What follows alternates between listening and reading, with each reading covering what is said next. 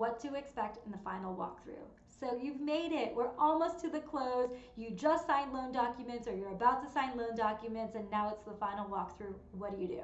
So the final walkthrough is very simple. It typically lasts only 10 to 15 minutes. You really just want to make sure that the seller hasn't damaged the property since you were last in the home. You want to make sure there's no holes in the wall, that there's nothing there at the property out of the norm, the grass hasn't died, the pool didn't go green. So it's a very simple, quick walkthrough. Oftentimes the seller, yes, is still in the property. The seller does not need to close escrow in order for you to do the final walkthrough. The seller has whatever possession we negotiated in the offer to get out of the home.